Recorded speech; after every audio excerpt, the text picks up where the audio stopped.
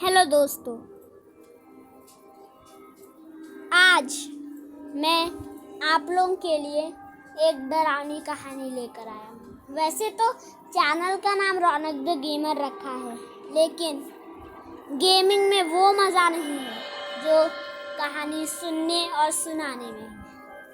तो अब मैं गेमिंग के वीडियोस थोड़े कम डालता हूँ और कहानी के ज़्यादा। और कहानी सुनने से पहले प्लीज़ हमारे चैनल को सब्सक्राइब कर दे और इस वीडियो को पसंद किया है तो लाइक कर दे।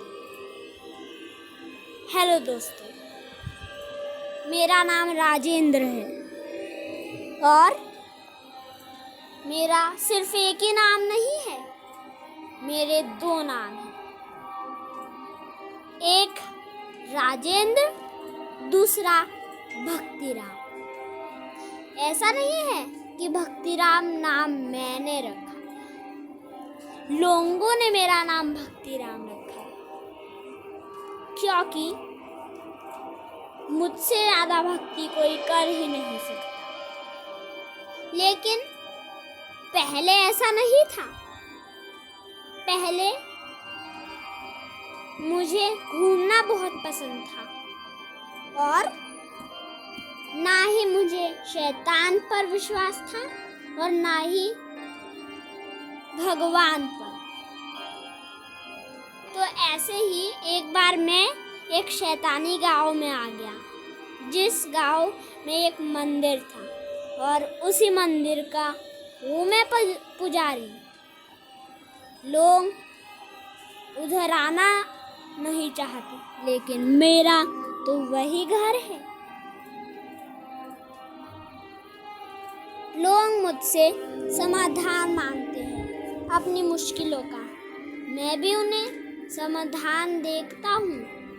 और एक चीज़ बता दूँ कि क्यों मेरा भगवान पर अब इतना ज़्यादा विश्वास है, क्योंकि ये बात अच्छे से सुन लो, क्योंकि मैं जब इस गांव में आया था तब मुझे शैतान पर भी विश्वास नहीं था और भगवान पर भी नहीं। इसलिए मैं इस गांव में आया था जहाँ एक मंदिर था। मैं तो ऐसे ही कुछ चीज़ें बोलते हुए उस मंदिर में घुस गया, लेकिन उस मंदिर में क्या चमत्कार हुआ मैं नहीं जानता।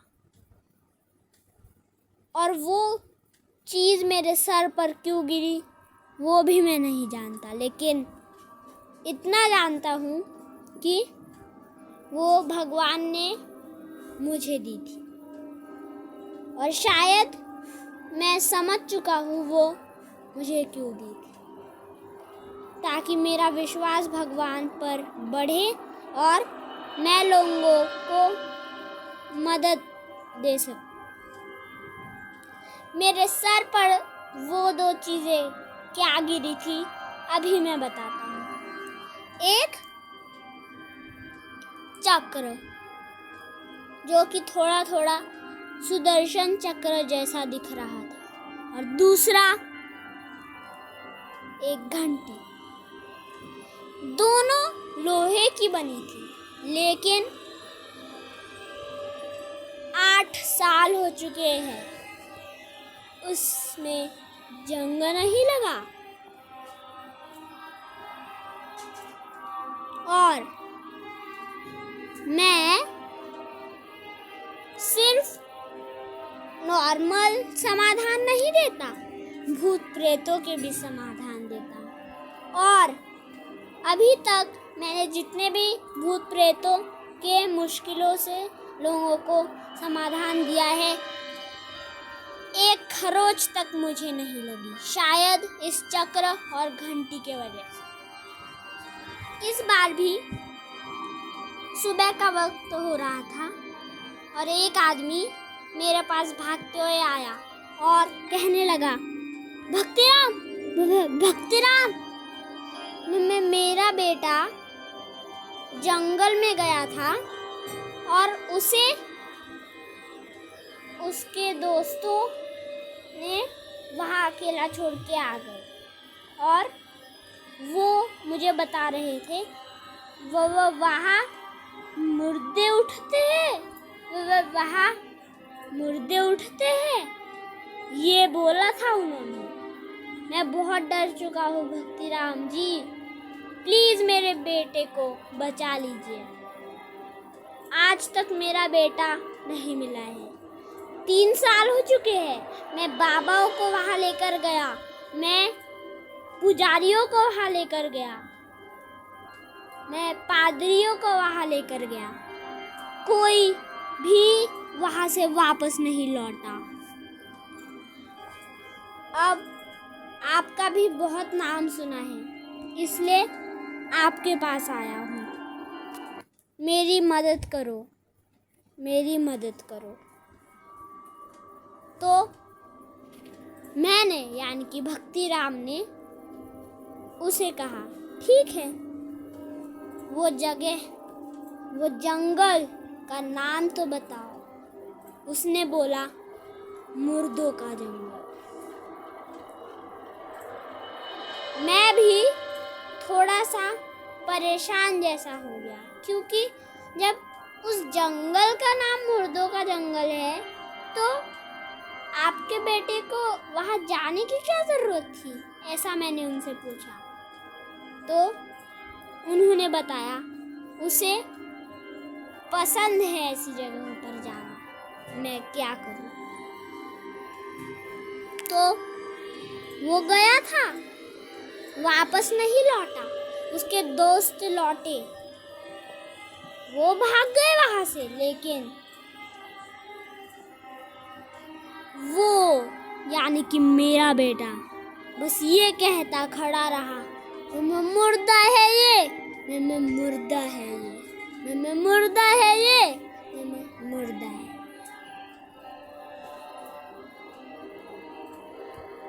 तो फिर मैंने कहा ठीक है, मदद मैं करूँगा।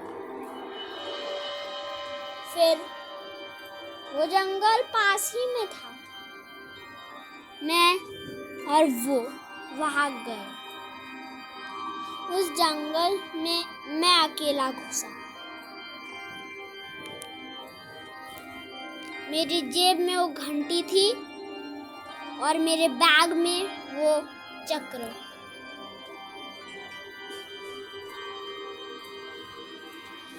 मैं अंदर की तरफ घुसने लगा, तभी मुझे एक आवाज आई, भाग जा यहाँ से राजेंद्र, भाग जा यहाँ से राजेंद्र, ओए भक्तिराम, भाग जा यहाँ से, भाग जा यहाँ से भक्तिराम।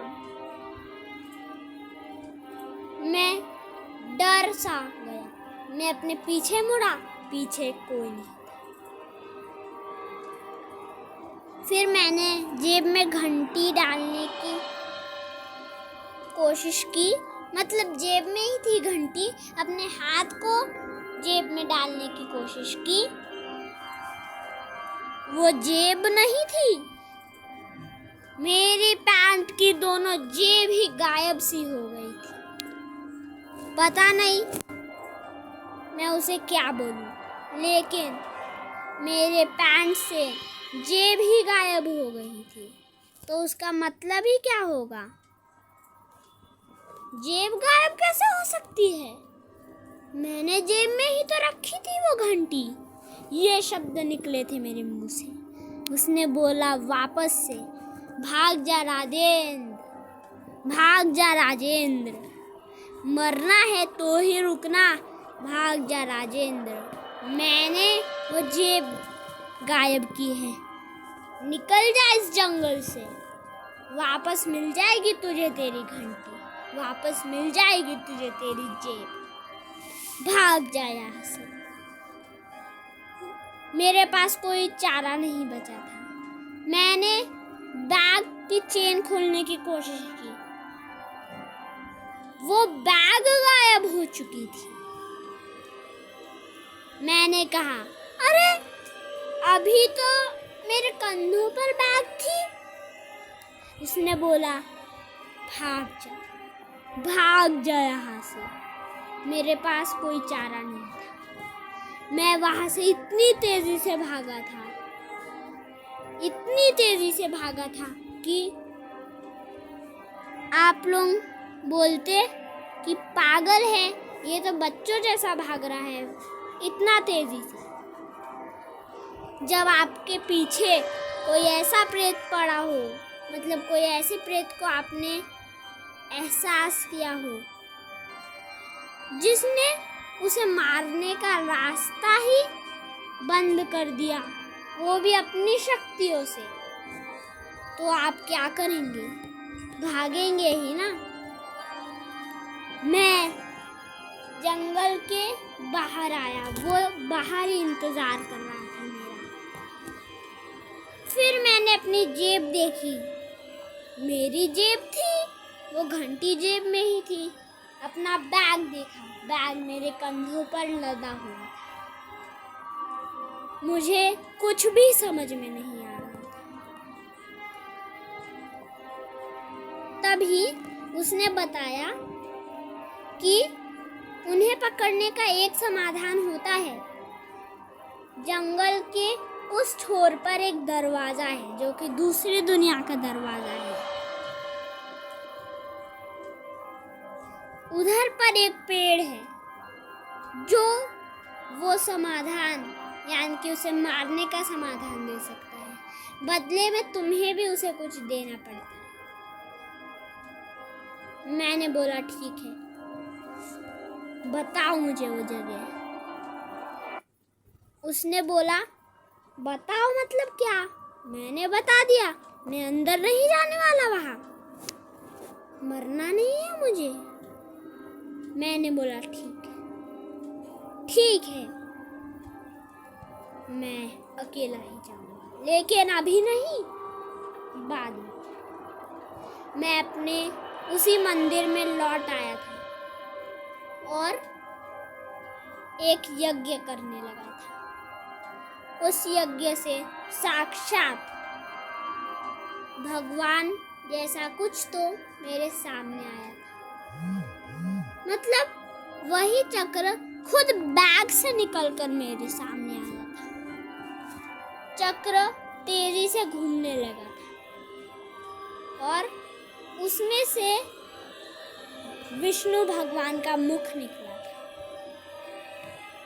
मैंने बोला था विष्णु भगवान, मेरे आराध्य, रास्ता दिखाओ मुझे। एक ही शब्द उस मुख ने बोला था और वो मुख समा गया उस चक्र में। वो शब्द था साथ हूं, मैं तुम्हारे साथ। फिर मैं उस जंगल की तरफ निकल पड़ा क्योंकि अब वो मेरे साथ था। लेकिन इस बार जब मैं उधर गया, उस प्रेत ने मुझे बोला मैं तुम्हें कुछ नहीं करूँगा, लेकिन अगर उस बच्चे को बचाना चाहते हो तो मेरे साथ आ जाओ उस दूसरी दुनिया में, फिर लड़ो मुझसे। वो धुंधला सा कुछ तो था वो, लेकिन वो धुंधला सा शैतान उस पेड़ के अंदर घुस गया। वो पेड़ के अंदर एक दरवाजा था, उसके अंदर वो समा गया। मैं उसके पास गया, मैं उससे कुछ पूछना चाहता था, लेकिन मैं भी उसके अंदर समा गया। हर जगह आग, बस कुछ कुछ जगह पर पत्थर रखे थे जिन पर मैं खड़ा था। ये क्या था मैं नहीं जानता। फिर उसने कहा अब लड़ो मुझसे। बहुत भक्तिराम बोलते हो ना, कौन है तुम्हारा ईश्वर? देखता हूँ आज उसकी शक्ति। तभी मेरे पीछे एक बड़ा शैतान आ चुका था। वो कितना खतरनाक था। वो शैतान मुझे अपनी एक उंगली से उठाकर दूर फेंकने ही वाला था, तभी उसने कुछ तो इशारा किया उस धुंधले शैतान ने, और उसने बोला, ठीक है, मैं इसकी शक्ति को ही सौंप लेता हूँ। मेरे माथे पर वो चक्र का निशान, जो कि मुझे तब मिला था जब मुझे वो दोनों चीज़ें मिली थी,